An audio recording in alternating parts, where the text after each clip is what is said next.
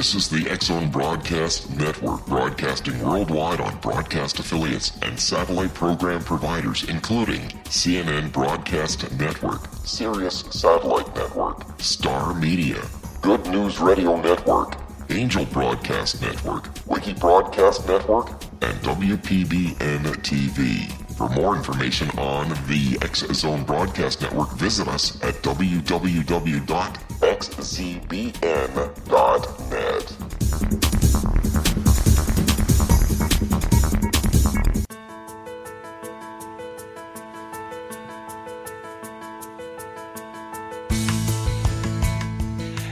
Hi, curious minds out there in Synchronicity Radio Land. Welcome to CC with BB. Connecting with Coincidence with Dr. Bernie Beitman, MD. That's me. The only radio show in the world dedicated to the study of coincidences, synchronicity, and serendipity. We are coming to you through the X-Zone Broadcast Network, located in Hamilton, Ontario, Canada, and broadcasting all over the world. What is the relationship between mind and brain? Does brain produce consciousness, or does the greater consciousness produce the brain? How do mind and brain interact with each other? I am a psychiatrist. I study this question in my office. I help people with medications and psychotherapy. I work in both mind and in the brain. You need your mind to recognize a coincidence and your brain to talk about it. Synchronicity, spoken here. Coincidences alert us to possible causal connections not recognized by modern science. If you study your own coincidences, you will increase your curiosity about how reality works.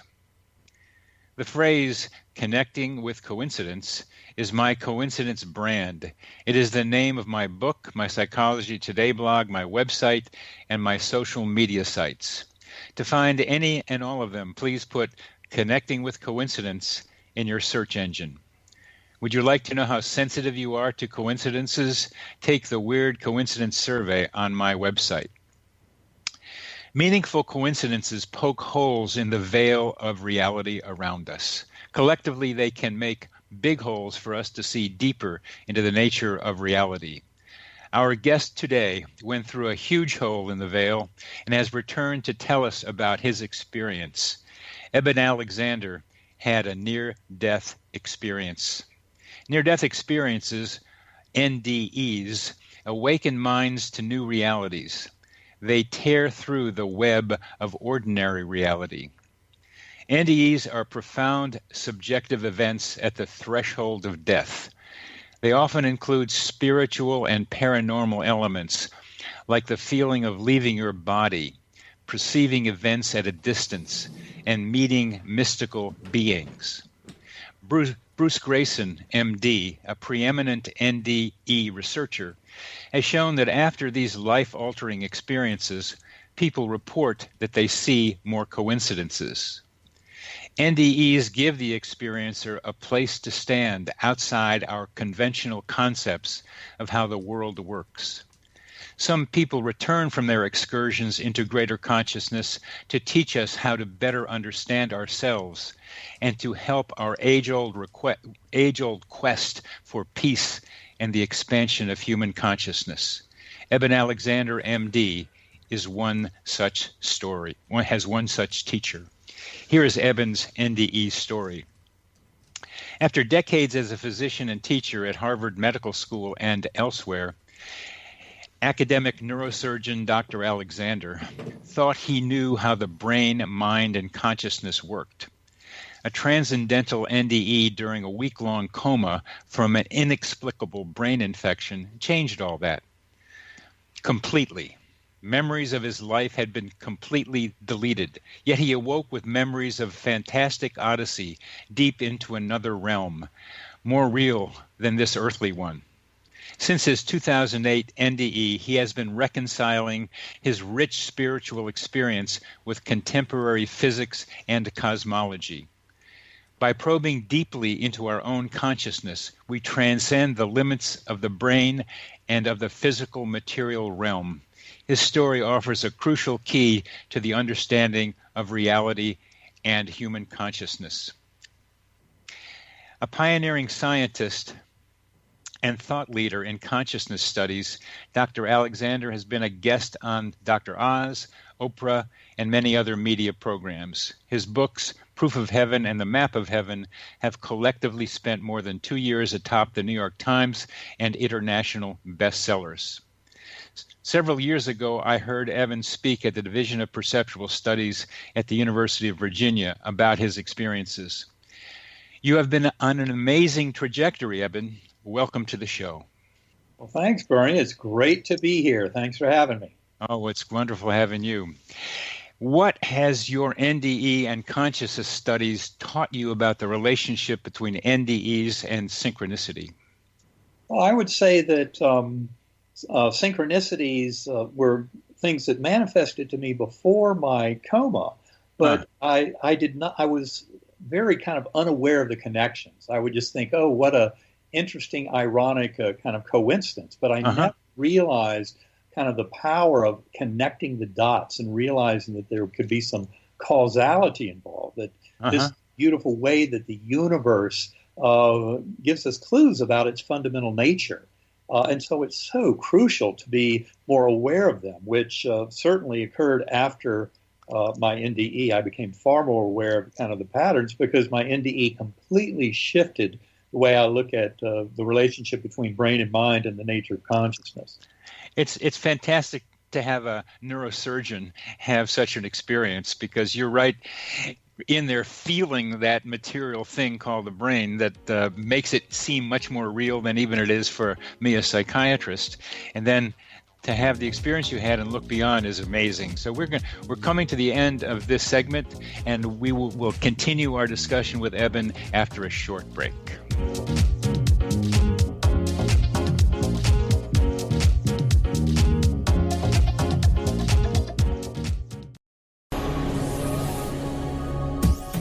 This is the X-Zone Broadcast Network, broadcasting worldwide on broadcast affiliates and satellite program providers, including CNN Broadcast Network, Sirius Satellite Network, Star Media, Good News Radio Network, Angel Broadcast Network, Wiki Broadcast Network, and WPBN TV. For more information on the X-Zone Broadcast Network, visit us at www.xzbn.net.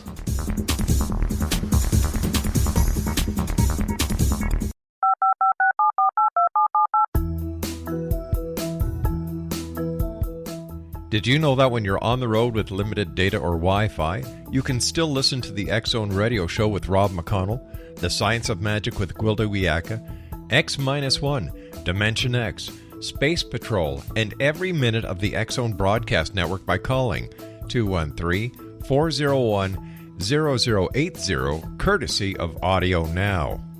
No smartphone, app, or internet needed. It saves your data plan, and it's free if you have unlimited minutes. Call 213-401-0080 to listen on any phone, anytime, anywhere. Remember, 213-401-0080 for the best of the paranormal, parapsychology, and sci-fi radio programming anywhere, 24/7, 365.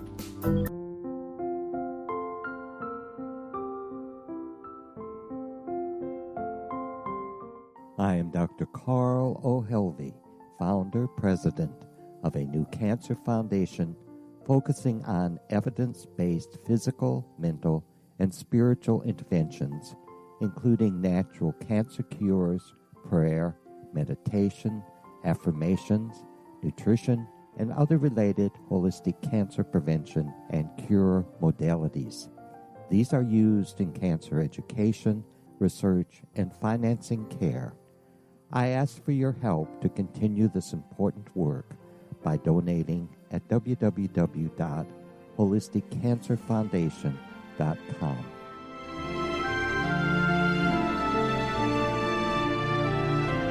Hello, I'm Pete Marsh. With my daughter Justina, we will be presenting the new radio show, Too Good to Be True.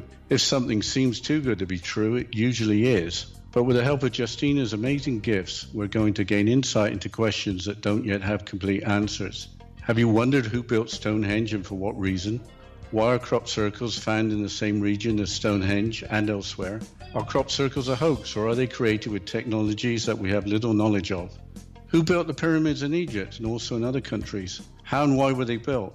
Was the Titanic switched with the Britannic as part of a gigantic insurance fraud, or for more insidious reasons? What caused the Tunguska event when trees were flattened over an 800 square mile area in Siberia? Will the new insights be too good to be true? Well, that will depend on what you are prepared to believe. Please join us as we start on this journey together. For more information on Too Good to Be True, visit www.xzbn.net. Little children aren't the only ones afraid of the dark. Millions of soldiers return from war zones with PTSD, anger, frustration, fear, and loneliness, much of which surfaces during the darkness of the night. You have the chance to change the lives of these American heroes. Songs and Stories for Soldiers.us provides free MP3 players for these men and women. With a list of 3 million songs in 16 different styles, 100,000 audiobooks, and 30,000 old-time radio programs, every veteran can find something to soothe and comfort them at no cost. All our players contain an 8-hour audio program designed to help veterans fall asleep. With 1,500 plus vets now participating, it's our goal to deliver 10,000 audio players this year. Go to our website at songsandstoriesforsoldiers.us. Help us help a veteran make it through the night.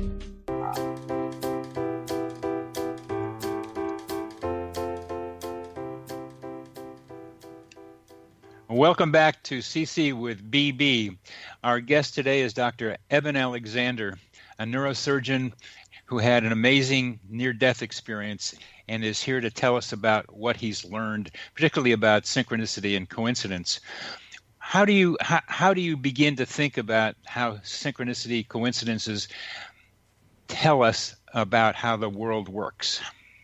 Well, I think the important thing is to have a broad enough field of view in one's assumptions about the nature of reality that we can really start to connect the dots and see that some of this connectedness can have a deep kind of causal purpose to contribute towards the meaning in our lives. And this is something that I would say in the 9 years since my NDE, I've become more and more aware of that connectedness and that sense of purpose. And I think that's one of the greatest gifts of NDEs in general, and certainly your angle on NDEs, which is this recognition of connection between many events that, if we're not open enough, we may not see the broad kind of net of connection.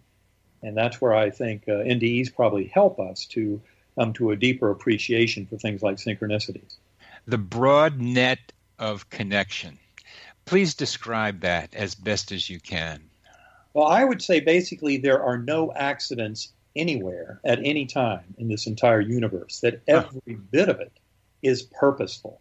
And so it's important for us to pay attention to that and kind of see that linkage and understand that maybe this all is going somewhere. And synchronicities, of course, are that beautiful clue as we wake up to the reality of them. They're that beautiful clue that there is much more meaning and purpose to our existence than we might otherwise surmise. You had a remarkable experience with your research and your birth family. Could you tell us about that? Yes. Well, I think basically to kind of bring your listeners up to speed, I've selected a career in neurosurgery mainly to follow in my father's footsteps. During my residency at Duke, which went from 1980 to 87, I became especially fascinated with vascular neurosurgery, the challenge of treating people with brain hemorrhages from aneurysms and vascular malformations. I spent 2 research years during my residency from 1985 to 87 at Mass General Hospital in Boston investigating cerebral vasospasm, which is a particularly deadly complication of subarachnoid hemorrhage from aneurysm, and that it maims and kills about a third of the people who actually survive the initial hemorrhage, that is vasospasm. My post-residency fellowship was in vascular neurosurgery in Newcastle upon Tyne, in northern England, and then I was offered a job at Harvard Medical School beginning 1988. Now, to give a little more of the backstory here, it turns out I was adopted by that neurosurgical father that I've already mentioned, adopted in 1954. And occasionally I would write letters to the children's home, inquiring as to any possible contact from my birth mother. And I was always told that she had not connected them or contacted them, and that I could just forget about it. So that's what I did. I went on with my life. And because of my son's school project in 2000, I re-entered that whole question of history of our biological family. So I then wrote another letter to the children's home in 2000, and it revealed that they actually had contact information from my birth family, and that was due to a potentially hereditary affliction that had impacted several family members. This will all make sense in just a moment. So information that was revealed to me about my birth family in February 2000 indicated that my maternal grandfather on my birth family side had suffered a aneurysmal subarachnoid hemorrhage that left him badly impaired for a few months before he finally succumbed. That would have been in March 1966. And to reiterate, subarachnoid hemorrhage was your research and clinical focus. Exactly. That's what I was devoting my whole life to, beginning in the mid-1980s in residency, was that whole entity of subarachnoid hemorrhage from aneurysms. And here was this biological relative having suffered from that disorder. Right. And I only found out about that this biological relative had suffered that in February 2000, which of course is, almost 15 to 20 years after I had elected to go into that field of work. And it turns out that, interestingly enough, my father probably evaluated that birth grandfather, but of course he had no idea who he was. Oh, really? I didn't know that. He probably saw him in the emergency room at Wake Forest Medical Center in March 1966, where he was sent several weeks after his hemorrhage, when it was way too late to do anything, and he ended up dying from the hemorrhage. Now, it turns out that in that same birth family, that included that maternal grandfather who had died from a hemorrhage in 66, my birth mother had two sisters. Now, in October of 1978, her youngest sister suffered a subarachnoid hemorrhage and died within a day. And then her other sister suffered a subarachnoid hemorrhage in September of 2004 at age 65, which seriously incapacitated her for about 3 years. But she has gone on to make a miraculous recovery to the point where she's won several local golf tournaments in recent years. Now, the thing that connects the dots here is that I met my birth family in 2007, but long before that, in August 1987, my birth sister, Kathy, learned of my existence from her grandmother. That would have been the widow of that grandfather that had died back in 1966. She learned of that in 1987. So she knew about me, but I certainly did not know about them, the whole birth family. Mm-hmm. And later, Kathy learned that aneurysmal subarachnoid hemorrhage was a hereditary disease. Uh-huh. She felt a responsibility to alert this unknown brother of hers through communications with the children's home. And it was really thanks to Kathy's communications with the children's home about that medical illness that allowed them to connect me with my birth family in 2007, when I finally was able to connect the dots and meet with them. So it was really thanks to Kathy's concern about a hereditary disease in this unknown birth brother that she had, trying to clue me into that. Of course, she had no way of knowing that I'd already spent at that time more than 15 years in neurosurgery with a main focus on subarachnoid hemorrhage and aneurysms and all that.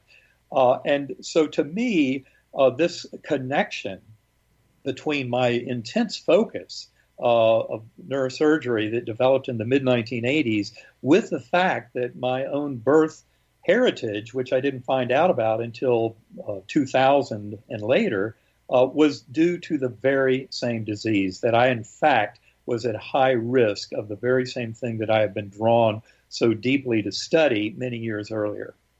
That's a fascinating synchronicity. Yes, and we wanted. It's fascinating. I told the psychiatric residents this one, and they shook their heads. How do you explain this one? I gave them a simpler one. I'd been talking about my son and family things. It was a family therapy seminar, and as I was talking about my son and the decision to have a child, my son called on the phone while we were having that discussion. Of course. And of course, and they said, well, they could do the probabilities on that one, which was a pretty good analysis. Doing this probability analysis is so important in looking at coincidences, but they shook their heads when they heard your story. Right. Well, it's a mystery to me too, but it's a beautiful mystery. Well, as I hear you talking about it, I can begin to imagine a young Eben trying to reconnect with his birth family when he's at Harvard, trying to figure out what he wants to do with himself in neurosurgery specifically. And somehow, and this is where I ask you to elaborate as much as you can, that this was a subconscious, intuitive, whatever word you want to use, way of trying to get back to find them. Right. I think that's very much what it was. And it's kind of astonishing how important those kind of vagaries of connection, the very fact that a birth sister, had learned of my existence from her grandmother. And it turns out that all was due to a little spat that the grandmother was having with my birth mother at the time. So the grandmother, at the end of this spat and trying to kind of get even, was basically sharing the story about a birth brother. And it was due to that little vague kind of human interaction that allowed all of this to start unraveling, because then Kathy wanted to warn me about this we had subarachnoid hemorrhage, and that was the communication going on with children's home. So all these little things that might or might not have happened had happened in very specific ways for this entire synchronicity to unfold with the beauty that it shares. Were you told what the spat was about? I'd be curious about what made the grandmother bring this up.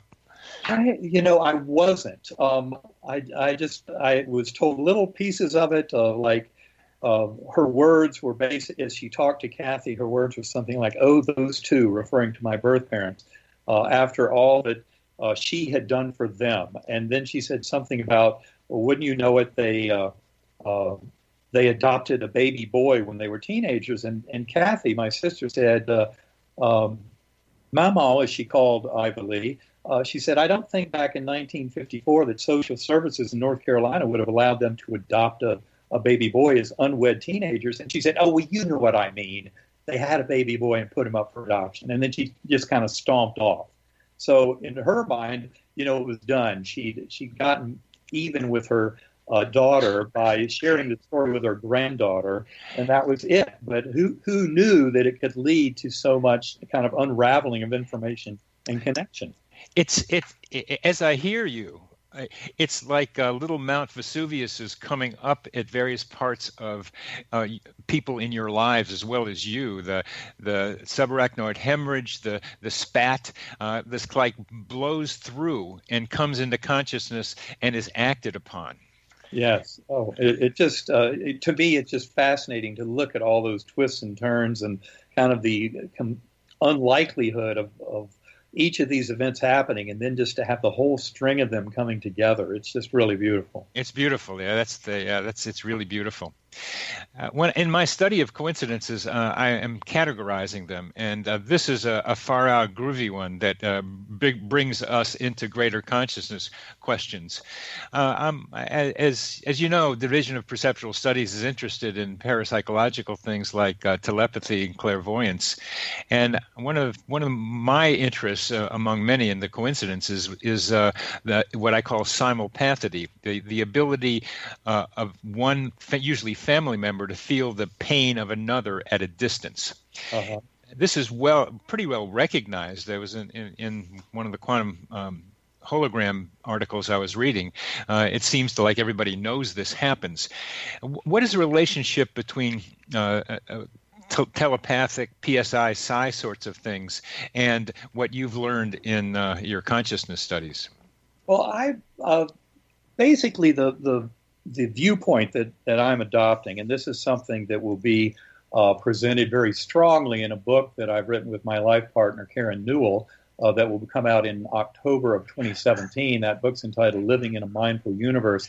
Let's stop with living in a mindful universe, because we're coming to the end of this segment, and then to continue with your views about telepathy and other psi events and what you've learned about them through your NDEs. We'll be back after a short break.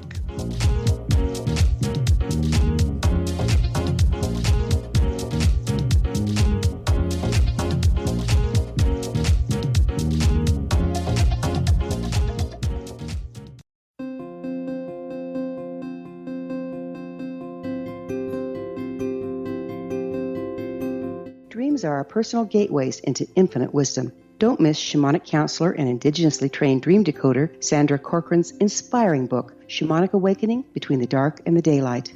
This remarkable work chronicles Sandra's 35 years of experience with diverse wisdom keepers and her initiations throughout the Americas and across the British Isles, Turkey, Greece, and Egypt. Sandy's knowledge of symbology, psychology, and myth influence her dream blog and workshops. Sandy offers private tarot readings, international journeys, a meditative CD, as well as her book, Shamanic Awakening, to encourage you as you navigate this earth walk, creating a deeper connection to yourself and all that is. Find this and more at Sandy's website, starwalkervisions.com.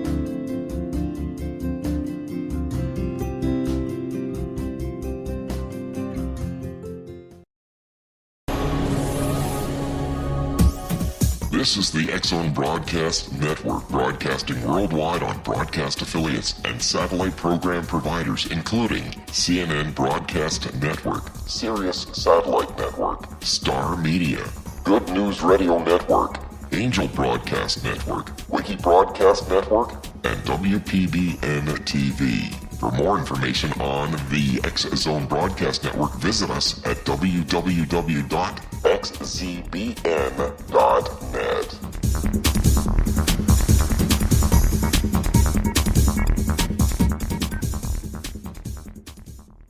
How would you like to be able to read other people's minds? Well, the next best thing is here. When you know how to read a person's name, you know how the person thinks, feels, and behaves.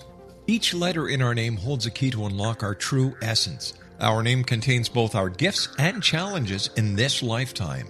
Mnemology science discovers personality secrets hidden in the placement of the letters of our names, including the first and last impression people remember about us. Sharon shows us how to interpret the arrangement of letters as outlined in her book, Know the Name, Know the Person. Sharon Lynn Wyeth created mnemology science after 18 years of research and testing her theories, and has supported thousands of people around the world in understanding themselves and others better. You'll enjoy Sharon's unique teachings as she shares her system to learn the gifts behind your given birth name. Even if you don't like your birth name, there are jewels in this book.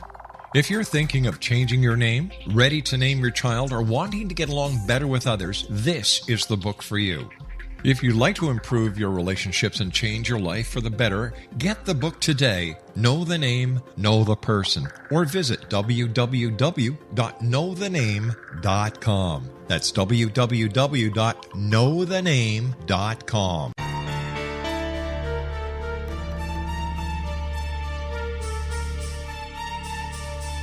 Hello, I'm Justina Marsh, and with my dad Pete, we are going to present a new show called Too Good to Be True. Together, we are aiming to discover more truths about this world and beyond. Do you have unanswered questions about the world? Do you ever wonder about aliens, conspiracy theories, or the universe? There are many shows discussing subjects such as pyramids or UFOs, but we want to relay this information based on our own research, including from spiritual means. Hopefully, listeners will be helped with their own beliefs and will appreciate the psychic insights that add to the previous research and information. We both look forward to sharing this insight and beginning this journey with our listeners. Visit xzbn.net for more information about when to listen.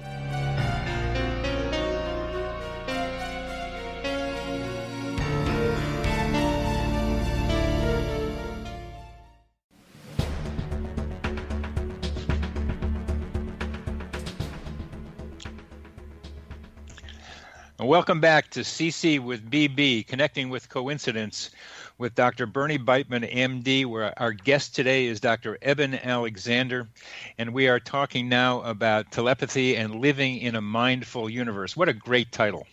What a great title. Tell us more about, at least starting with simulpathy, psi kind of experiences, and what you're saying in your book. Well, it really kind of comes down to the notion that there is one mind. And one mind is the creator of the entire universe. This is something that becomes very clear to us in the kind of multi-pronged approach to understanding my NDE and so many other similar kinds of experiences. Now, I think one of the problems here is what we're talking about is really big. It's kind of the container of all of reality for all of humans throughout all of eternity, and that is consciousness itself.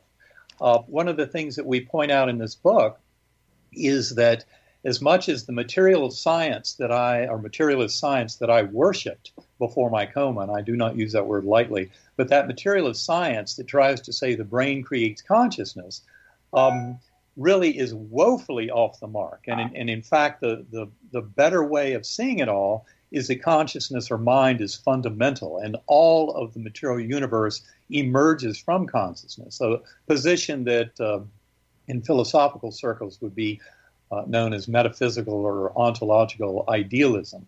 And I think I'm very much in that camp. And it involves this position of realizing that mind and consciousness is the only thing that exists. And also an important point is something that Karen and I often point out, which is the supreme illusion. And that is the fact that brain and mind are so incredibly good at convincing us that all of the stuff out there around us, and that would include our bodies and brains, but all the stuff out there that we're aware of exists out there. And yet, in fact, a little bit of reflection will tell you that no, it's all an internal construct within mind. All you're doing is witnessing a model in mind that we all assume fully represents and faithfully represents a reality that is external to us.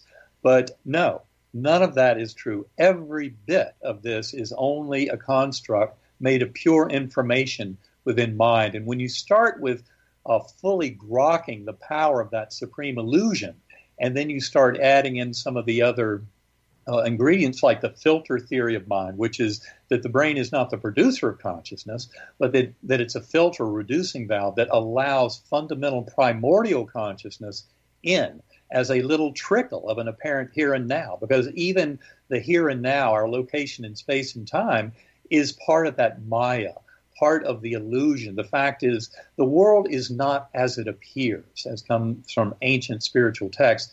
And it's really this much bigger notion of consciousness where you then start to realize that things like telepathy, things like precognition, presentiment, where our nervous system and our cognitive knowing of events before they happen is very real and does occur. So our very notions of time flow seem to be built into consciousness on this side of the veil. So the connectedness of mind is far greater when you realize it's not in isolated pockets that arise in the physical substrate of brain, but that in fact it's this ocean in which all of us are swimming together. Then you can start to make sense of things like telepathy, and also I won't try to say your word again, but the feeling of emotions, feeling of other beings, of connected beings, and of course, shared death experiences are a beautiful example of exactly that, where souls of perfectly healthy people often go along and share the quality of a near-death experience from someone, often a loved one, who is making that transition. I mean, that's a beautiful example of one mind and shared kind of experience. So all of this is just a much bigger discussion of consciousness itself. In fact, I'd say every bit of this is no more than a refinement of the mind-body discussion and trying to make better sense of the relationship between brain and mind. I didn't know about this shared NDE experience, that people can, that loved ones can experience it along with someone. going through it. Could you tell us a little bit more about that? Yes, well, that is actually a beautiful example of this. Shared death experiences. I will say that on the road, I encounter many, many people. I've given more than 450 talks now to groups about my experience, and I often encounter members in the audience who have had near-death experiences. It's extremely common, as you know. Well, it turns out, say, about 1 in 20 or 1 in 30 of those stories that I hear from the general public is actually what is called a shared death experience. And in fact, I heard these stories before I even knew that definition. And it was only after I read Raymond Moody's book, Glimpses of Eternity, which I think came out in about 2011.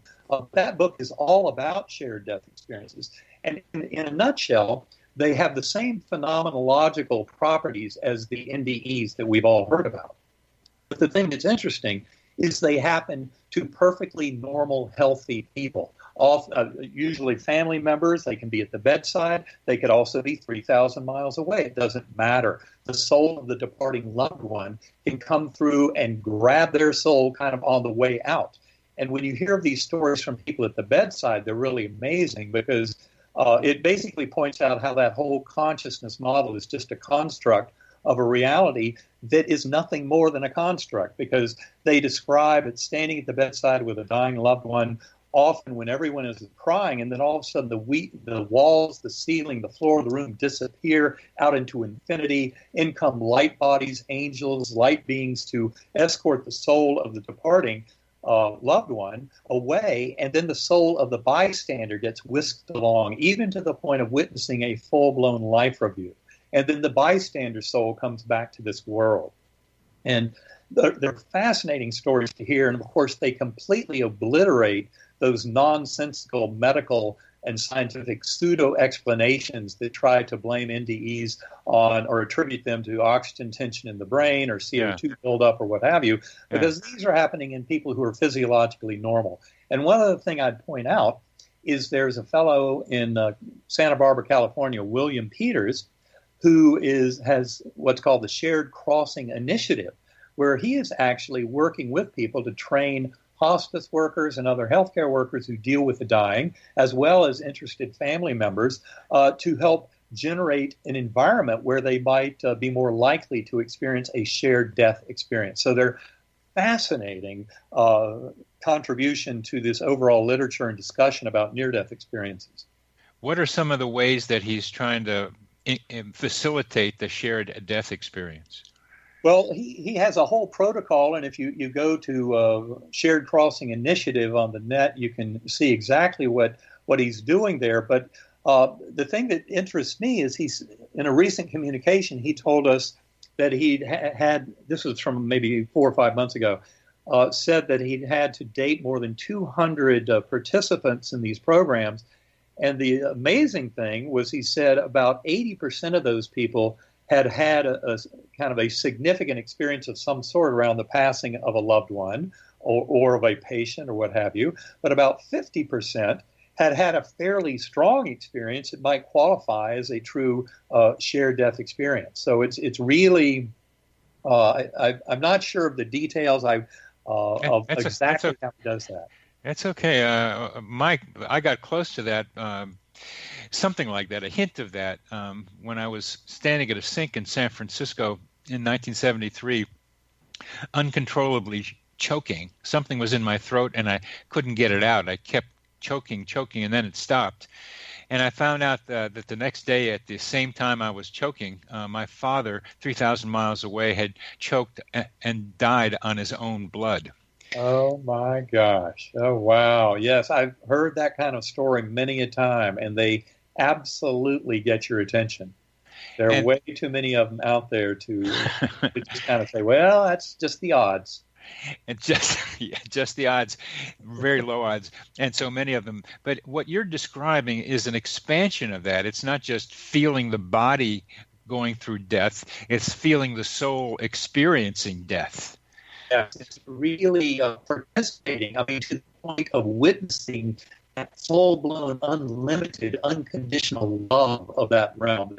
And of course, anyone who touches that it transforms you forever. That's why NDEs are so incredibly powerful, sensing that love. And also they often, of course, are encountering the souls of departed loved ones. So bystander soul can appreciate that tremendously. And the thing that's so interesting is how they often will describe that life review that they're sharing with their loved ones. So in other words, this is the bystander soul witnessing in that realm of pure love some of the events in that life review. And of course, the life review, from my point of view, is just the way that we kind of make amends and learn the lessons that we're still to learn if we were not able to make amends in life. Because in the life review, it shows you the false boundaries of self. Because much of the impact of the life review is that we become the other beings around us to feel the impact, not only of our actions, but of our thoughts and what they have on those around us. But we have to feel it. It's the reason why we don't need an eternal hell of Christianity, because the life review for someone who has handed out lots of pain and suffering to others would truly be a hellish experience.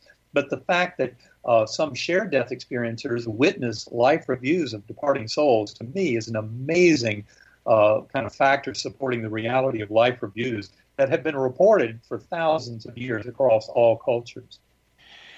Witnessing the life reviews of others. As I hear you talk, and specifically at the beginning of this part of the discussion, you convey almost subliminally your own experience of the oneness of all things, that the illusion of materiality, the existence of thought and of love and of a continuity and an ocean of which we're all a part. And you carry that with you as you talk about it. It's a wonderful feeling to be on this side of it and hearing and feeling and experiencing in parallel what you experienced as you talk. It's a wonderful thing you're doing.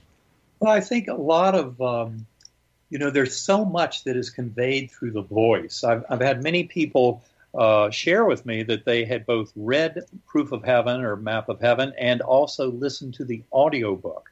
And they generally are very taken with the power of voice in the audiobook and say that even though the very same words are there as in the written manuscript, that the voice conveys so much more. And I think that is something that applies with this kind of telling even over the internet. People get that, the heartfelt connection, the resonance that connects all of us together as part of this one mind is something that comes very richly through the spoken word. And that's why I love, for example, speaking at IONS conferences and other conferences where you have a lot of people who have had these experiences, is I'm convinced that the communication goes far beyond the words that are actually uttered. And it's really kind of that resonance. I see it as a heart resonance. That's something else that Karen and I talk about in our book, Living in a Mindful Universe. But it's really that kind of resonance of information and a feeling of empathy that we're really sharing in these kind of stories. We're coming to the end of this segment, and you're teaching me how important it is for me to know when I'm talking about coincidences to groups that my voice and the way I say it will convey those experiences. We'll be back after a short break.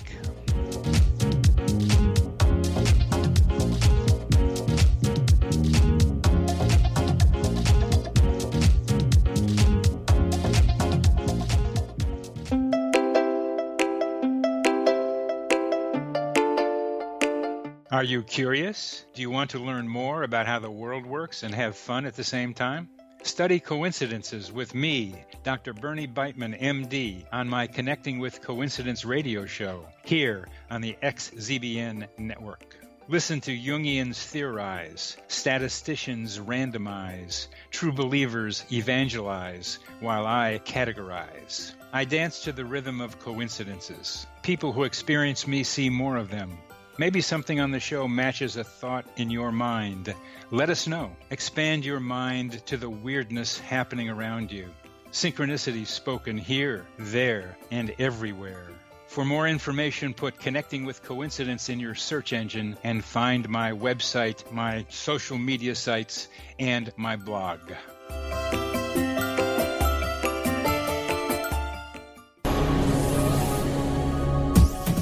This is the X-Zone Broadcast Network, broadcasting worldwide on broadcast affiliates and satellite program providers, including CNN Broadcast Network, Sirius Satellite Network, Star Media, Good News Radio Network, Angel Broadcast Network, Wiki Broadcast Network, and WPBN TV. For more information on the X-Zone Broadcast Network, visit us at www.xzbn.net.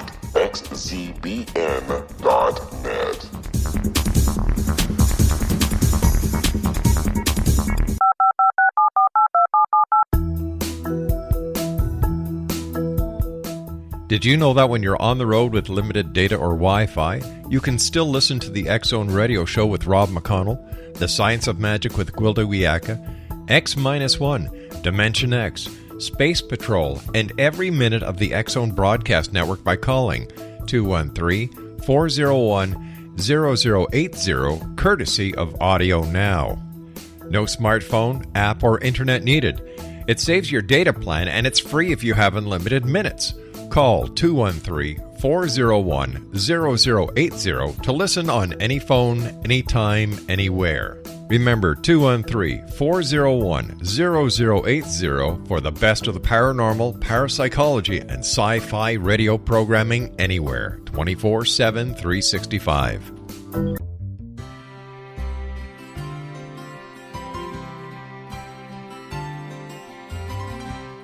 True healing must address 4 levels: physical, emotional, mental, and spiritual, for us to live joyful and productive lives. We tend to treat 3 of the 4, leaving the spiritual languishing. If you're tired of the same dysfunctional patterns cropping up in your life, Soul Balancing is for you. Trixie Phelps, owner and founder of Soul Balancing, is a naturally gifted energy healer trained in numerous esoteric forms, including shamanism. Trixie has created a powerful modality that safely and effectively clears your energetic field. A Soul Balancing session can remove interference, heal trauma, and restore your hope. Contact Trixie for a life-changing long-distance session today, www.soulbalancing.world.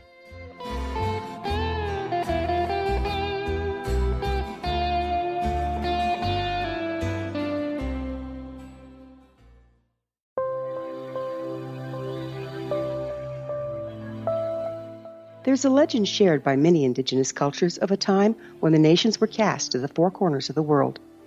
Each nation was given a body of sacred knowledge that held a different portion of the truth to preserve.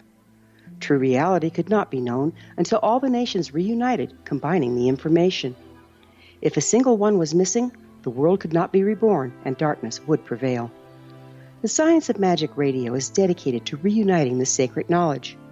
With the understanding, none of us has all the answers, but together we can open new perceptions and possibilities. Through our combined vision, the world can be reborn into a place where darkness no longer prevails. Join me, Gwilda Wiyaka, and the Science of Magic daily on the X-Zone Broadcast Network, xzbn.net, or visit us at thescienceofmagic.net.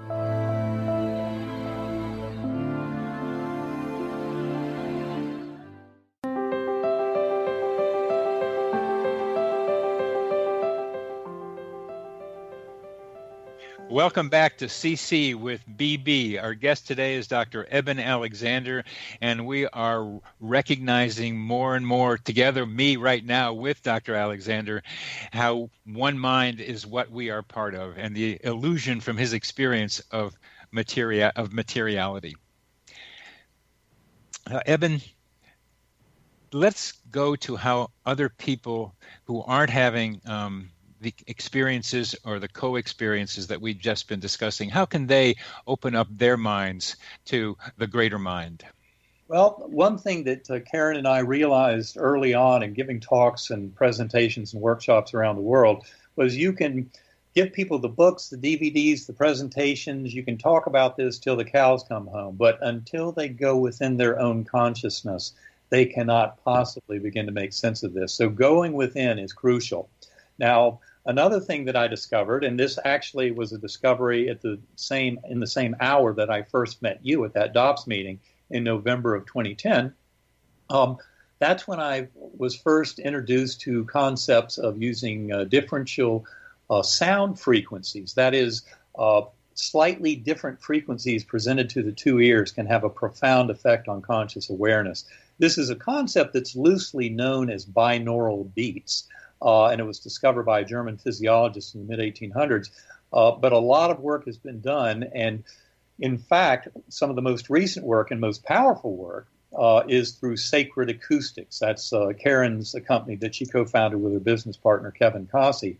And I would encourage anyone who's interested in this kind of meditative tool to visit sacredacoustics.com and listen to that free 20-minute through headphones. It turns out this kind of technique is a way of really jump-starting your ability to detach conscious awareness from the illusion of the here and now. And so I believe that the more people can make a standard practice of going within, and of course, many people out there already use centering prayer or different forms of meditation. And generally what we're talking about doing is taking the little voice in the head, our thoughts, and recognizing that that is not our consciousness at all. Our consciousness, the deep mystery from a scientific viewpoint, whether you're talking about the hard problem of consciousness or the measurement paradox in quantum physics, the deep mystery is that observer. And so in these meditative states, and if you go to sacredacoustics.com, there are some beautiful training videos that Karen has put up there for free for people to help them learn more about this. But you learn to develop that observer self within, the observer that can view that the voice in our head, the thoughts, the voice of the ego and of the rational mind and logical thinking brain, and basically see them and set them aside into timeout.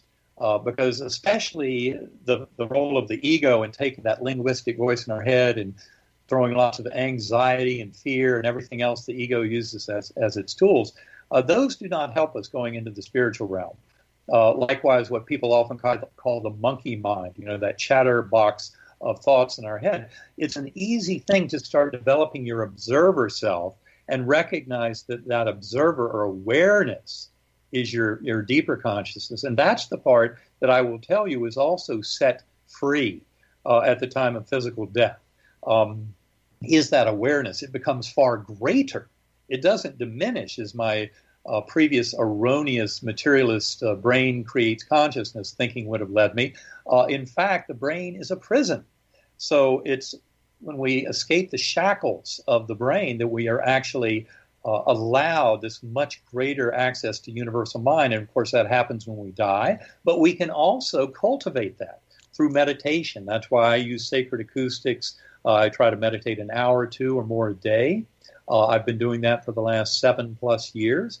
And it's absolutely indispensable. I can't imagine anybody in this era spends their life without going within consciousness and contacting that universal mind. It's a tremendous source of creativity, of health, both healing of ourselves and of others, of manifesting the power of prayer, of guidance, where we're seeing the meaning and purpose in our lives. All of this comes from going within. And I think I am very convinced that people don't need an NDE at all to come to know everything I know about consciousness and the afterlife and the reality. Another important point about all this, of course, is that reincarnation is a big part of the package. There's no way to deny that.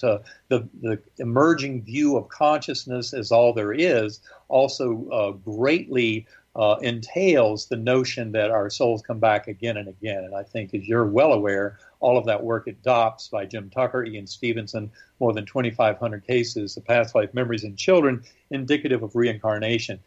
In all of this discussion about consciousness, mind, and brain, we really have to account for every bit of that empirical data. Great. Let's yes, we got about another 6 minutes, and I'd like to be able to have you talk about mechanisms that might underlie some of the greater mind that we're trying to be able to touch. And one of the things that you've mentioned before to me is quantum holograms. And would you talk a little bit about what you mean by quantum holograms and how that fits into what we're talking about? Well, the way I would define that is it's basically the information substrate on which the entire universe through all eternity has access and operates. And that fully includes the notion, say, of the many worlds interpretation of quantum physics, which is Hugh Everett's interpretation, which just so happens to be one of the most popular interpretations. Now, I'm not saying that means it's true, but it clearly... Please describe for our listeners what the many worlds idea is. Well, basically, within quantum physics, to put it briefly, any subatomic observation is predictable in a certain sense, but the evidence from quantum physics very strongly suggests to us that that the outcome demands consciousness in some sense. I mean, the founding fathers of quantum mechanics were all convinced, like Werner Heisenberg and Dirac and Louis de Broglie and others were convinced that consciousness was absolutely essential in precipitating out those measurements. So it's something called the measurement paradox, or collapse of the wave function, how it is that in the subatomic world, all of this seems to depend on the choices made by the observing mind. And so one of the most popular interpretations that suits the math and physics of quantum physics very nicely is Hugh Everett's mid-1950s many worlds interpretation, which was not initially received very popularly, but in the early 70s, Bryce DeWitt and others, John Wheeler, took it on, adopted it very strongly, and it, in essence, is just the notion that every subatomic measurement leads to a true outcome, but each one necessitates a different universe for its expression. So in other words, at every kind of instant of a possible assessment or observation of the subatomic world, all the possibilities occur, and they all lead into separate branches of the universe.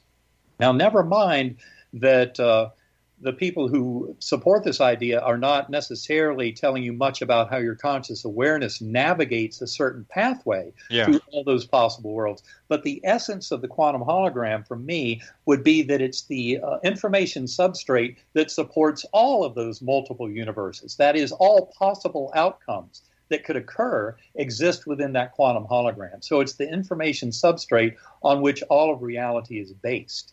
I used to hang around with people that would talk about decision points, much like we're talking about quantum physics and observation, that once you make a decision to go that way, the other possibilities collapse. They don't exist for you, but they are still around as potentials. Exactly. And the general idea in the many worlds interpretation is that there is also a branch of the observer that shares that division into each universe. Oh, wow. I didn't think of that. But those observers are not connected with each other, and that's why, even though they're the same observer. So, yes, this can make your head spin and gives many people a headache to talk about all this, but the bottom line is this is something that we go into great detail in Living in a Mindful Universe to try and make sense of this and point out how ontological idealism, or the notion that consciousness is fundamental and creates all the rest of the universe, which essentially is what the founding fathers of quantum physics were trying to get us to all buy into.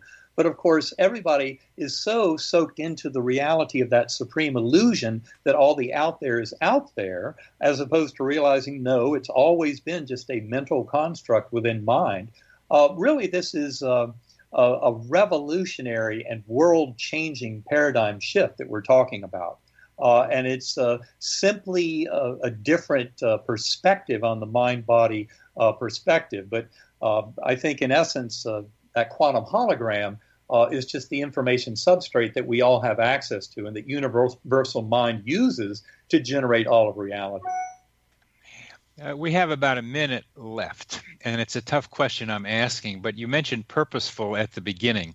Could you say briefly, I know it's hard, what the purpose of all this, what the purposes of all this might be? I would say the purpose of this is the evolution of all of consciousness, kind of along the lines of the thinking of Teilhard de Chardin in his 20th century book, The Phenomenon of Man. And to me, that's very much what this is showing, is the whole universe exists to evolve in kind of its self-understanding, its awareness. But not only that, as it evolves, the guiding principles and underlying kind of rules evolve with that evolution of understanding. And in fact, just like they say all politics is local, well, guess what? This that evolution of all consciousness throughout the universe is occurring through each and every sentient being. So each and every one of us is part of that evolution of consciousness. Each and every one of us is part of that evolution of consciousness. So listeners, let's all continue and accelerate our evolution. Thank you very, very much, Eben, for being on the program. I look forward to talking with you again. Yes, thank you, Bernie.